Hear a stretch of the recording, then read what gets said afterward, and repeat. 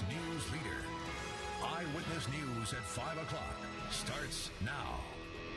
Thanks for joining us tonight. We're now 7 hours away from that stay-at-home order that goes into effect across Indiana at 11:59 tonight. The goal of this order really not to be an inconvenience for all of us, but better to save you and your neighbors' lives. That's because the number of coronavirus cases and deaths in the state of Indiana continue to grow. The Indiana State Health Department reports the number of cases is rising as testing on the targeted groups of high-risk individual increases as well. Here in Marion County, we've seen the biggest increase with 51 new cases and a total of 161 positive cases. There are now 13 deaths from the coronavirus here in the state of Indiana, and more than 2,900 people have now been tested across our state. Well, we learned a lot of new information at today's news conference with our governor and other state officials. Our Rich Van Wyk was at the State House today for that 55-minute news conference, and he joins us now with what we need to know tonight. Rich. The governor and his top administrators on that stage, as you said, for almost an hour today, detailing the struggle against COVID-19 outbreak and the effect the outbreak is having on the state. First of all, a Lilly Endowment grant paying for a special shelter to help homeless individuals and families who are suffering from COVID-19. They'll get health care from Eskenazi Hospital, security from the Indiana National Guard, and the operation or the effort will help free up hospital bed space that is predicted to be needed. The State Commissioner of Health today stressed the point that we are still very early in this outbreak. Having enough masks, gloves, and gowns for healthcare workers is still a concern. The number of people infected with COVID-19 jumped by more than 100 overnight. More than 4 out of 10 of all the cases, almost half of them, are in Marion County. This is typical of what you see around the world and what we've seen in the United States. It is major metropolitan areas that suffer the worst from this, and that's pretty typical of any outbreak. I don't think you should worry. I think you should know that we're addressing it, and that's why we have taken the actions that we have. One of those actions includes a lot of confusion about the governor's order for non-essential businesses to close down and for people to stay home except for traveling to essential work and essential errands. State Police Superintendent Doug Carter has been giving a lot of recommendations to local police.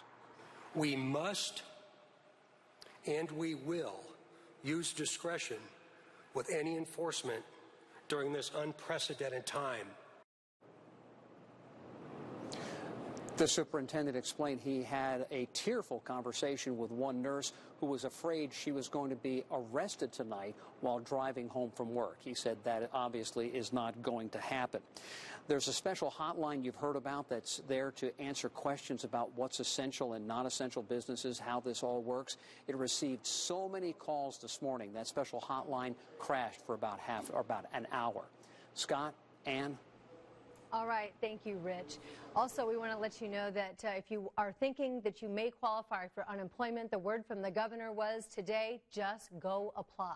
Yeah, we want to give you a little bit more information about that call center. Rich mentioned how busy it was. In fact, they took about 1,000 calls during the first 6 hours today. Here's the number, 877-820-0890. That way you get your questions answered about the governor's executive order.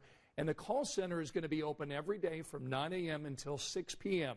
Indiana's Homeland Security Director wanted to clarify today who should be calling this number. This is specifically for businesses and not the individual employees working in those businesses for us to be able to provide guidance. Many of the calls that we've received today were calls from employees. And basically, the call center is set up in order for us to be able to answer questions associated with the businesses themselves. He went on to say that if employees do have questions, they need to reach out to their employer. Well, first responders began getting tested today at Eli Lilly's drive-thru. They joined healthcare workers today who are now getting tested. This drive-thru testing area is set up at Lilly's corporate parking garage here at their global headquarters in downtown Indianapolis. These tests are free, but they are not for the general public. This is for Indianapolis healthcare workers and first responders who arrive with a physician's order.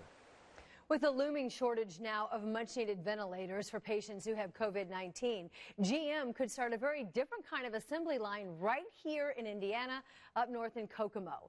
Jenny Runovich shows us how the factory there could go from building cars to saving lives. Kokomo's GM plant soon may pivot production from making components for cars to building ventilators to fight the coronavirus. I was very happy to hear that GM in Kokomo is partnering with Ventec Life System to ramp up production of ventilators soon, and that will add to our existing capabilities across the state. No specific time frame on a transition yet, but experts say that kind of change is possible. GM is not a ventilator company. Can they do it? Absolutely. It's going to take some time for them to get the know-how and the speed. Remember, they've been making cars for a long time, and they are good at it. The Hoosiers making those cars aren't doing it right now. The plant shut down because of COVID-19. This project could get them back to work. GM tells Eyewitness News the partnership with Ventec is just starting to explore feasibility, so still seeing if they could do it. But it's not unprecedented in times of crisis. During World War II, many factories, including GM, shifted production to bullets and bombers. Experts say a conversion to ventilators will take months, not days. Just like when they shift from making one model a year to another model a year, a redesign, they change their processes within the factory. So those same engineers are thinking, okay, well, we used to make cars. How do we change to make ventilators? Retooling equipment, retraining workers, getting new parts suppliers. If you're used to buying, bolts and nuts for cars, you can now think of, okay, how do we buy components and subcomponents for ventilators? It's not easy, but it is possible. With the goal of adding thousands of ventilators to hospitals where a shortage is becoming more dangerous by the day. Thank you, Jenny. Well, today we did reach out to the UAW in Kokomo about this potential pivot in the production there and the potential impact on workers. Union leaders, however, have yet to respond to our request for a comment. Well, nearly two-thirds of Americans now say they have felt this economic impact of the coronavirus outbreak. There's a new survey out tonight from LendingTree finding 63% of consumers agree that their personal finances have been impacted in some way. 27% say they've lost money in the stock market. 21% say they're spending more money than they can afford on supplies. 44% say they're worried about their ability to pay the rent or mortgage. 1 in 6 Americans worry about the cost of medical treatment if they contract this coronavirus. Well, Wall Street came roaring back today with investors hoping for a stimulus deal from Congress.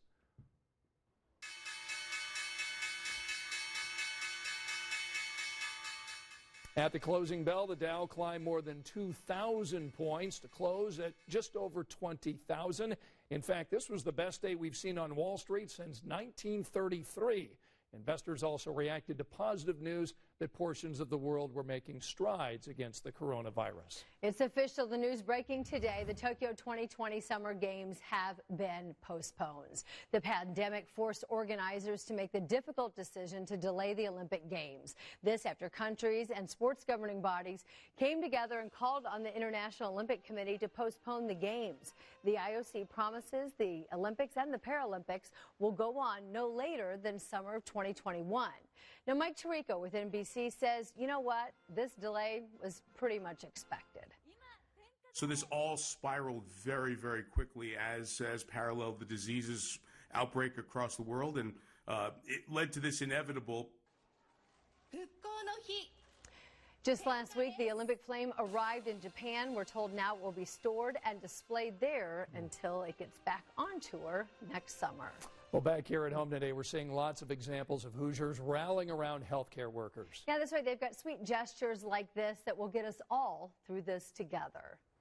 The Carmel Police Department would like to extend its sincere appreciation to all healthcare workers, social distancing style.